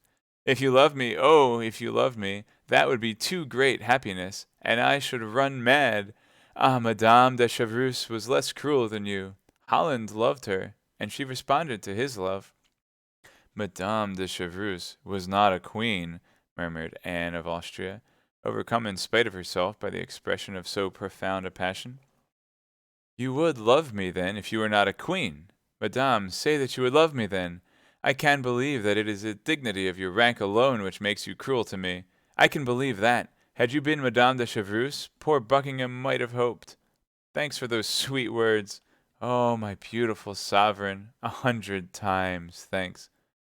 Oh, my lord, you have ill understood, wrongly interpreted. I did not mean to say. Silence, silence, cried the Duke. If I am happy in an error, do not have the cruelty to lift me from it. You have told me yourself, madame, that I have been drawn into a snare. I perhaps may leave my life in it, for although it may be strange, I have for some time had a presentiment that I should shortly die. And the Duke smiled, with a smile at once sad and charming. Oh, my God, cried Anne of Austria, with an accent of terror which provoked how much greater an interest she took in the Duke than she ventured to tell. I did not tell you this, madame, to terrify you. No, it is even ridiculous for me to name it to you, and believe me, I take no heed of such dreams, but the words you have just spoken, the hope you have almost given me, will have richly paid all. Were it my life, oh, but said Anne, I also, Duke, have had presentiments. I also have had dreams. Dreamed that I saw you lying bleeding, wounded. In the left side, was it not? And with a knife? Interrupted Buckingham. Yes, it was so, my lord, it was so. In the left side, and with a knife. Who can possibly have told you that I had had that dream? I have imparted it to no one but my God, and that in my prayers. I ask for no more.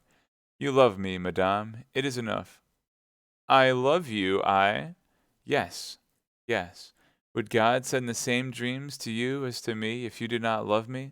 Should we have the same presentiments of our existences did not touch at the heart?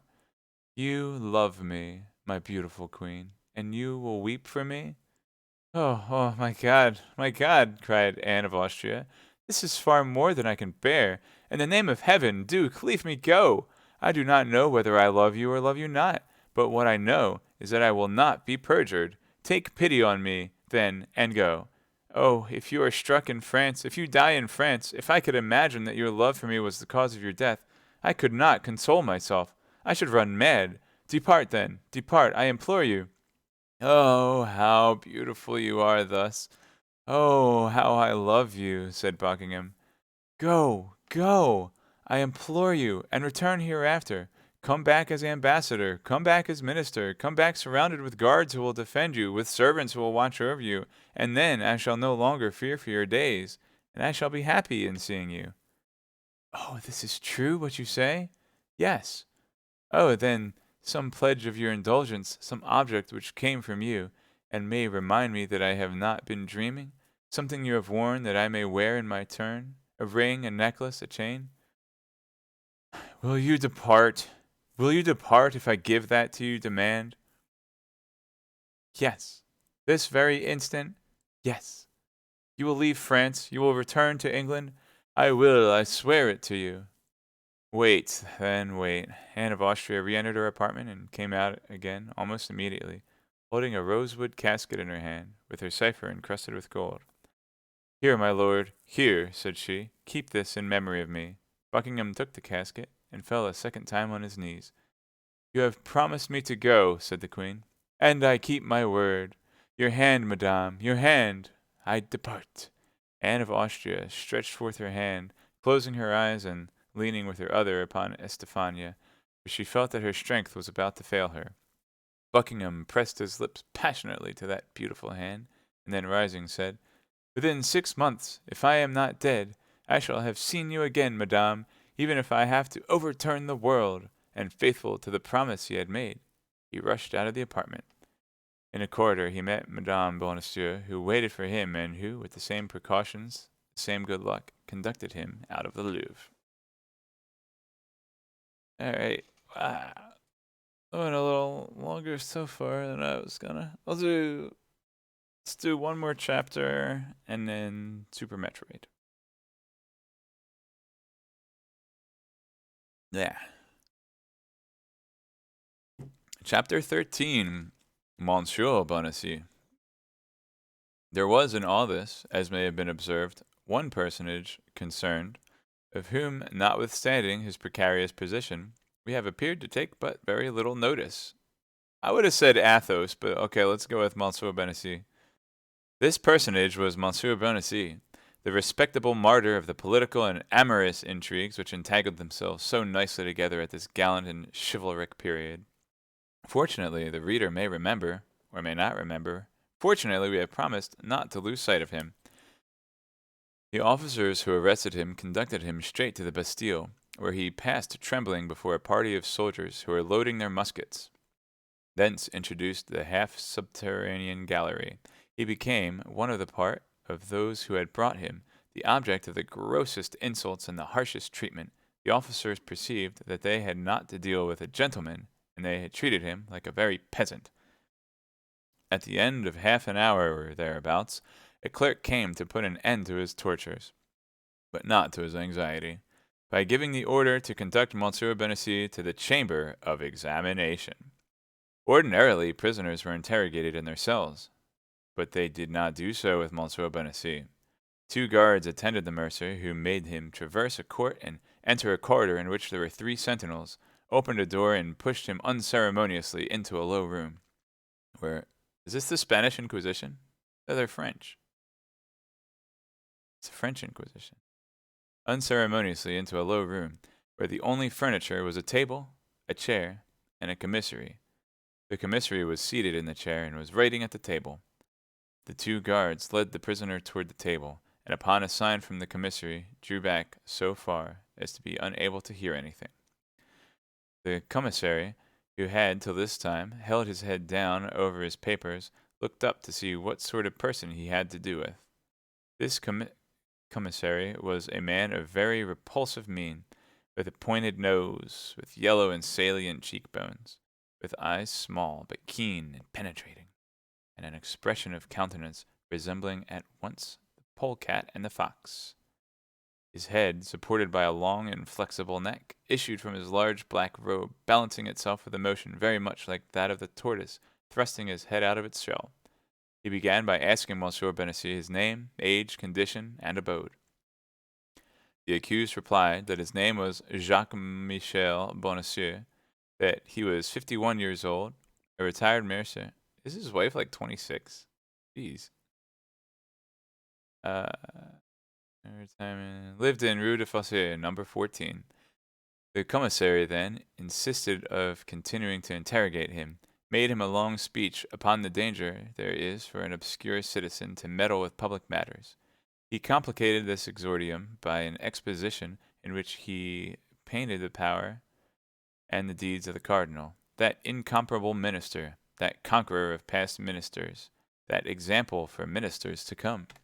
Deeds and power which none could thwart with impunity. After this second part of his discourse, fixing his hawk's eyes upon poor Bonacieux, he made him reflect upon the gravity of his situation. Reflections of the mercer were already made. He cursed the instant when Monsieur Laporte formed the idea of marrying him to his goddaughter, and particularly the moment when that goddaughter had been received as Lady of the Linen to Her Majesty.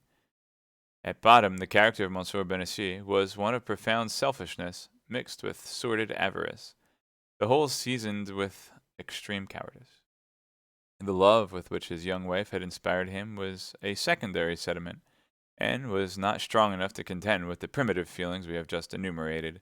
Bonacieux indeed reflected on what had just been said to him. "But, Monsieur Commissary," said he calmly, "believe that I know nothing, and appreciate more than anybody the merit of the incomparable eminence by whom we have the honor to be governed." "Indeed?" asked the commissary with an air of doubt. "If that is really so, how came you to the Bastille?" "How I came here, how I came there, or rather why I am there," replied Bonacieux, that is entirely impossible for me to tell you, because I don't know myself. But to a certainty, it is not for having knowingly, at least, disobliged Monsieur the Cardinal." "You must nevertheless have committed a crime, since you are here and accused of high treason." "Of high treason!" cried Bonacieux, terrified. "Of high treason! How is it possible for a poor mercer who detests Huguenots and who abhorred Spaniards to be accused of high treason? Consider, monsieur, the thing is absolutely impossible." "Monsieur Bonacieux," said the commissary, looking at the accused as if his little eyes had the faculty of reading the very depths of hearts, "you have a wife?" "Yes, monsieur," replied the mercer in a tremble, feeling that it was at this point affairs were likely to become perplexing. "That is to say, I had one." "What? You had one? What have you done with her, then, if you have her no longer?"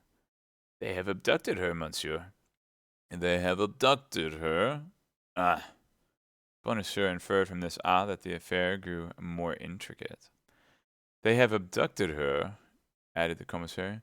"And do you know the man who has committed this deed?" "I think I know him." "Who is he?" "Remember that I affirm nothing, monsieur the commissary, that I only suspect." "Whom do you suspect?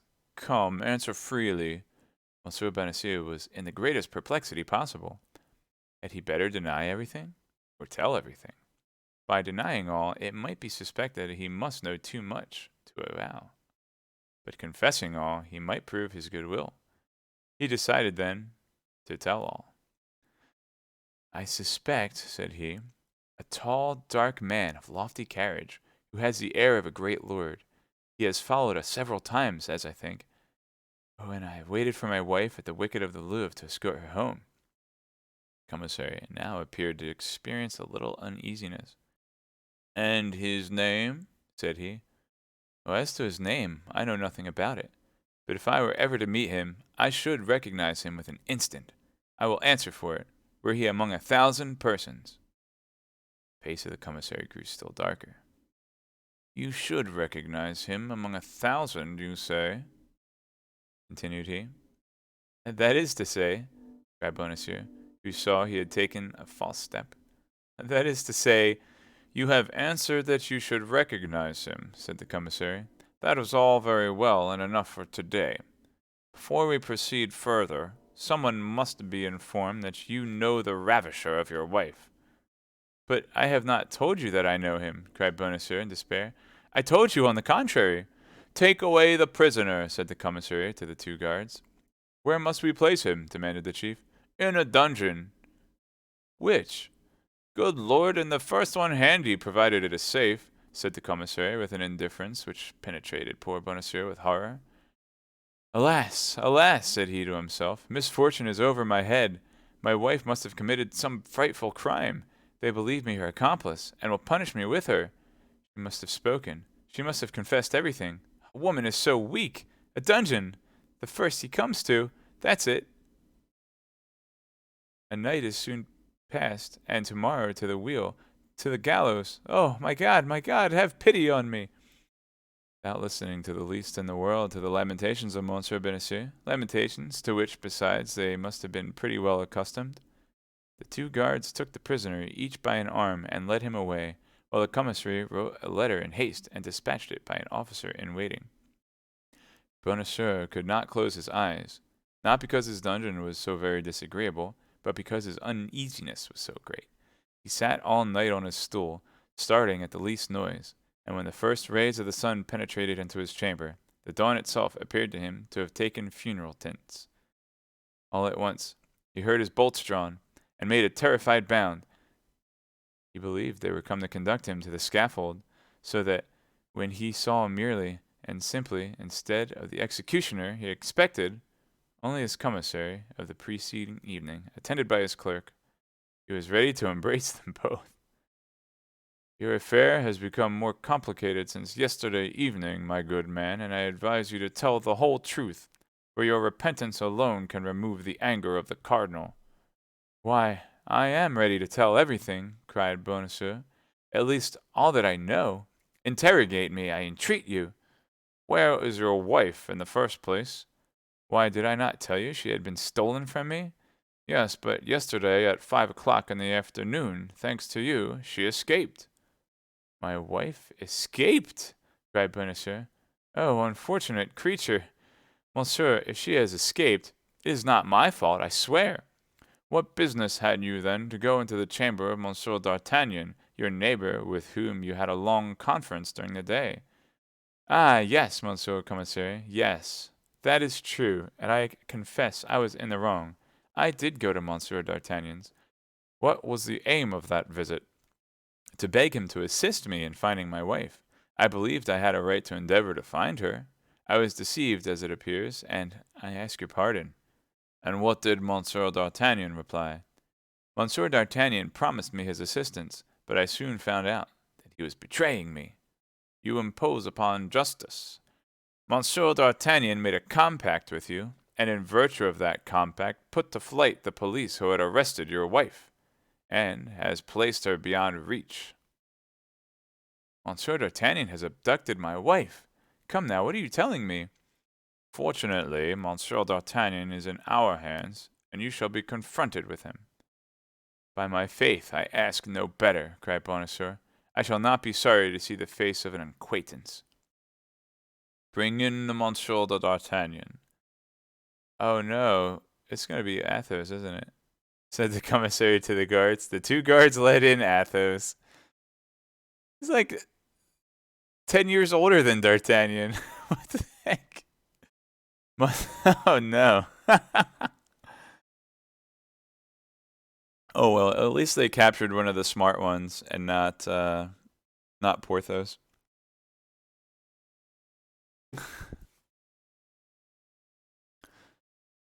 Monsieur d'Artagnan, said the commissary, addressing Athos, declare all that passed yesterday between you and Monsieur. But, cried Bonacieux, this is not Monsieur d'Artagnan whom you show me. What? Not Monsieur d'Artagnan? Exclaimed the commissary. Not the least in the world, replied Bonacieux. What is this gentleman's name? Asked the commissary. I cannot tell you. I don't know him. How? You don't know him? No. Did you ever see him? Yes, I have seen him, but I don't know what he calls himself. Your name, replied the commissary. Athos, replied the musketeer. But that is not a man's name. That is the name of a mountain, cried the poor questioner, who began to lose his head. That is my name, said Athos quietly. But you said that your name was D'Artagnan. Who, I? Yes, you. Somebody said to me, you are Monsieur d'Artagnan? I answered, you think so? My guards exclaimed that they were sure of it. I did not wish to contradict them. Besides, I might be deceived. Monsieur, you insult the majesty of justice. Not at all, said Athos calmly. You are Monsieur d'Artagnan. You see, monsieur, that you say it again. But I tell you, monsieur. Oh.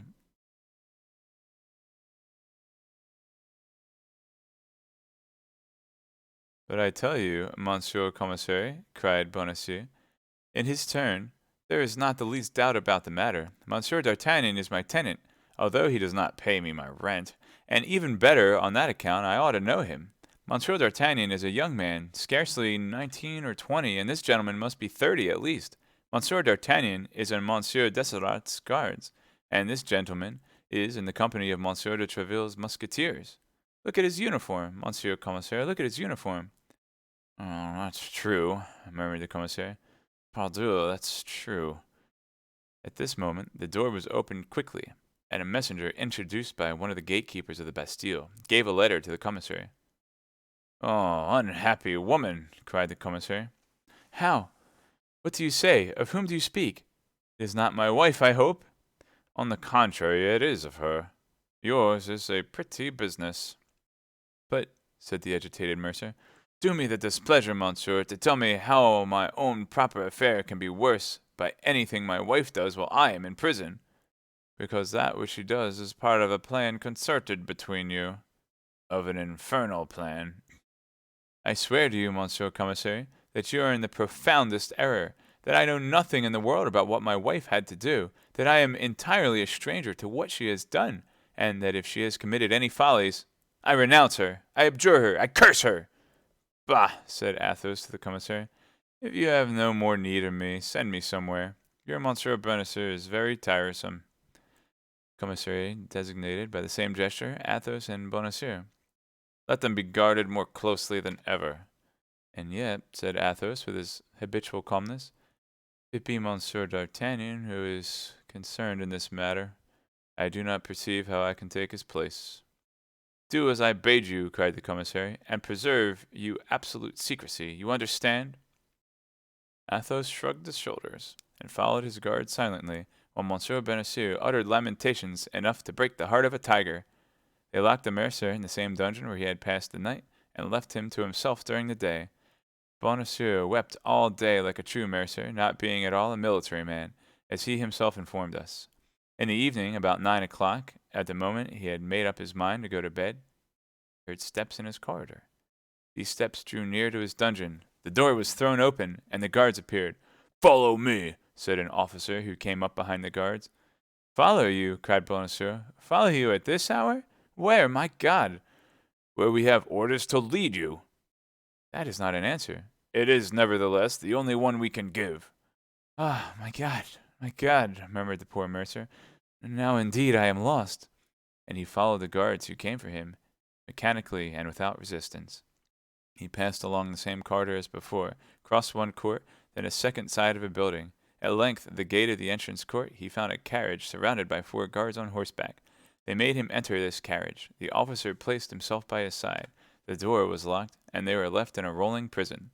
The carriage was put in motion as slowly as a funeral car. Through the closely fastened windows of the prisoner could perceive the houses and the pavement. That was all. But true, Parisian as he was, Bonacieux could recognize every street by the milestones, the signs, and the lamps. At the moment of arriving at St. Paul, the spot where such as were condemned at the Bastille were executed, he was near fainting and crossed himself twice. Thought the carriage was about to stop there. The carriage, however, passed on. Farther on, a still great terror seized him on passing the cemetery of St. Jean, where the state criminals were buried. One thing, however, reassured him.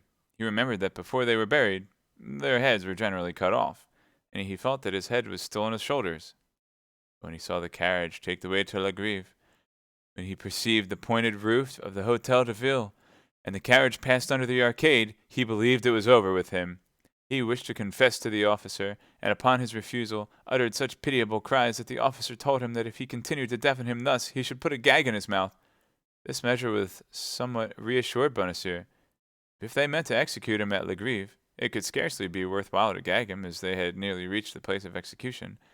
Indeed, the carriage crossed the fatal spot without stopping. There remained, then, no other place to fear but the Traitor's Cross. The carriage was taking the direct road to it. This time there was no longer any doubt. It was at the Traitor's Cross that lesser criminals were executed. Bonacieux had flattered himself in believing himself worthy of St. Paul or of the Place de Grève. It was at the Traitor's Cross that his journey and his destination were about to end.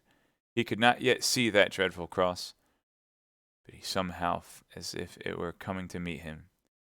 When he was within 20 paces of it, he heard a noise of people, and the carriage stopped. This was more than poor Bonacieux could endure, dressed as he was by the successive emotions which he had experienced. He uttered a feeble groan, which night had been taken for the last sigh of a dying man. Fainted.